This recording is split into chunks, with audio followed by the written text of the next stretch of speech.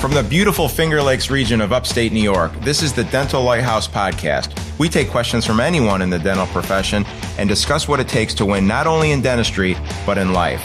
Business, leadership, relationships, parenting, health and wellness, money management, nothing is off limits on the Dental Lighthouse Podcast. I'm Jason Tenori, your host, and have over 20 years of experience to pull from. Learn from my mistakes and let me help you collapse time so you can become the best version of yourself.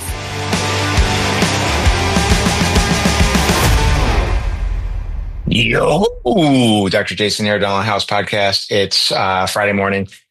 Just feel like sharing some thoughts with you guys on some things that have been relevant to me and relevant to my coaching clients, and I would have to guess relevant to you. As you guys know, I am how do I say this?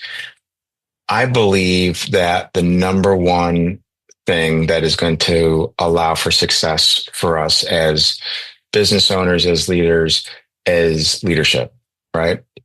I do a whole course on servant leadership. I feel that the relationship is the most important thing, period. And I feel that if you have a team of people where the culture is good and the morale is good, and you've practiced the servant leadership principles, mainly of patience, kindness, honesty, respect. Don't forget, respect is delegating authority, not micromanaging people. I feel like if you do all of those things, those things that we took 12 hours to talk about in the course, you're going to be pretty successful, right? And as much as I'm not driven by money and I'm not driven by numbers, there is a huge opportunity cost that you're all experiencing if you're not paying more attention to your numbers. And I've been blessed to start working with a coaching client a couple weeks ago. He's going to be wildly successful. He's young. He's already accomplished so much, multiple locations, stuff like that. And the culture and the morale are completely dialed in. He's already mastered the servant leadership principle of delegation, of respect, things like that. And they're successful, successful based on morale, culture. They're cash flowing, they're making money, stuff like that. But in having conversations with him about the P&L and about profitability and about debt service coverage ratios and all of these things, he's a little ignorant. And again, ignorant is not a derogatory term. Ignorant means uninformed. He kind of puts his head in the sand. And I think a lot of us do that when things are going well, especially when we're the primary producer, we don't have an associate driven practice. Our comfort zone is to just outproduce our problems, or I'll just work harder. I'll add a day. I'll throw in a couple more units on this appointment, whatever. Like, you can figure it out, and you don't pay attention to the numbers. You don't pay nearly as much attention as you can. And what I want to try to communicate to you guys, and I'm not telling you to focus only on money, and I'm not telling you to only worry about financials, but every action has a consequence, right? I say this to my kids all the time. I say it to my team all the time, especially when they're not meeting an expectation. What is the consequence of not meeting this expectation? And I don't mean the consequence of you're going to be suspended or you're going to be fired or you're going to be terminated. I mean, when you don't do this thing that I need you to do, when you don't check in lab cases, when you don't do your walkout correctly, when your x-rays are not diagnostic, the consequence of it is usually something negative on either the patient experience, the team experience, or the profitability of the organization. So using that same framework of every action has a consequence, when your action is to not really understand your numbers, really understand where you're overspending, where you're on target, stuff like that, what's the consequence of that? Well, the obvious consequence is a level of profitability that is lower than it could or should be. Now, this is where that word complacency comes in. What I typically hear when I'm trying to have this conversation with a new doc, new client, what have you, is it's not a big deal. I'm good enough. Things are good enough. I'm making enough money. And I get that. I think that's awesome. Dentistry is one of the few professions where you can be average and still earn a good living. You can be complacent and still earn a good living. But again, what are the consequences of this complacency? Well, let's associate it with time. Time is a finite commodity. We all run out of time eventually. Now I'm 50, am I 50 or 51? I'm old. So I'm on the second half of life and I'm starting to realize how important time really is. But my point to you is if you dialed in a little bit more of your financial IQ, of your ability to look at data, either on a daily, weekly, monthly basis, and tweak things accordingly to optimize without sacrificing culture, without sacrificing morale, without sacrificing the patient experience, to optimize profitability. What does that buy you? What does that additional money buy you? Well, obviously it can buy you things like cars and, shoes and all this liquor, in my case, a higher end bourbon. But what it really buys you is choice, freedom, time. What if you get to the end of your career and I say to you, if you only paid a little bit more attention to your numbers, if you only held yourself a little bit more accountable to certain spending or a more productive schedule or things like that, then you could have worked 3 days a week for your entire career instead of 4. What would you say to that? What if you could legitimately take one clinical day off of your schedule for your entire career? Or what if I told you as a young doctor, you're 30 years old, and I said to you, I get that you make a decent amount of money.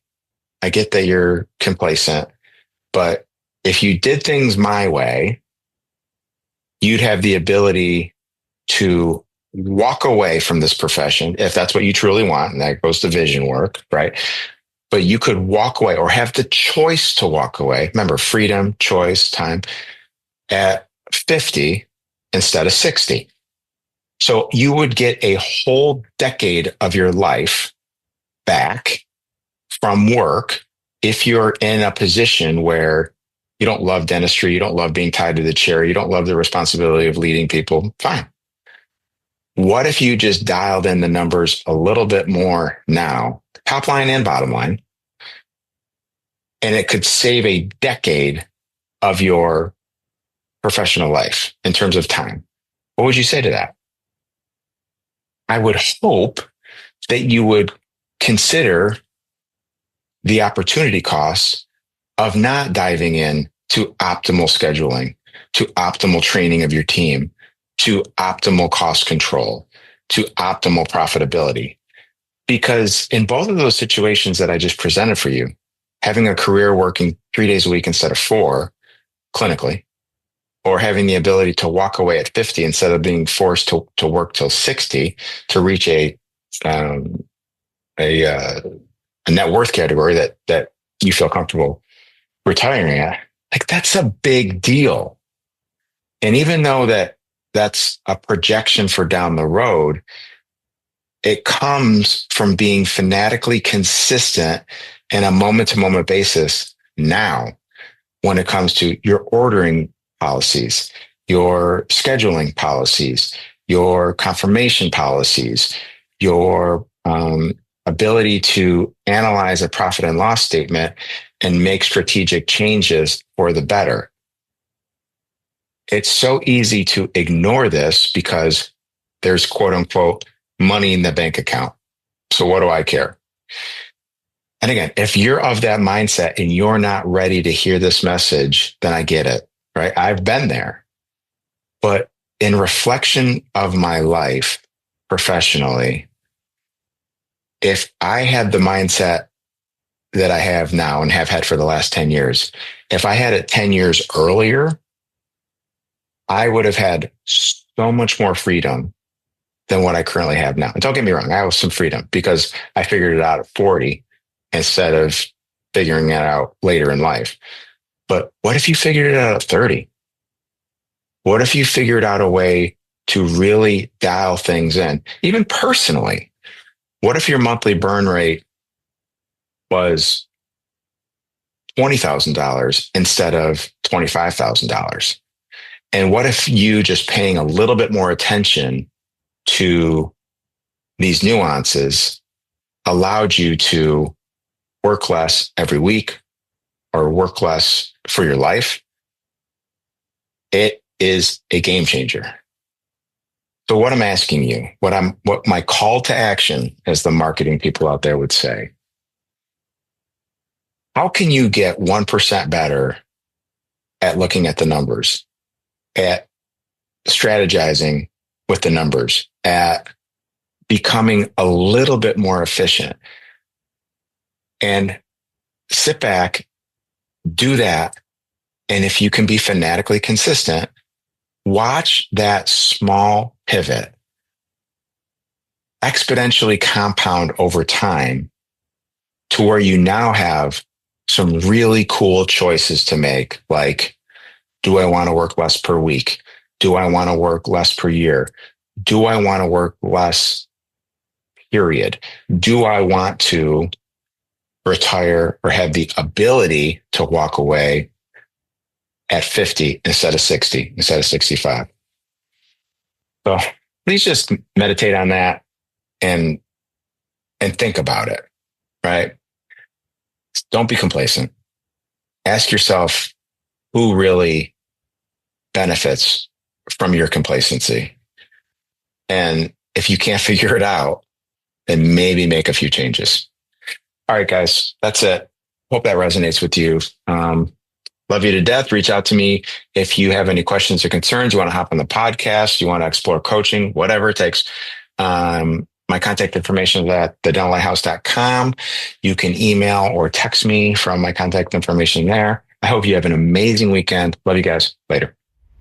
Thank you. That wraps up another episode of the Dental Lighthouse podcast. You have a choice today. Choose to be a lighthouse. Lighthouses are powerful and steadfast. They are beacons of light for others to reference when life gets turbulent.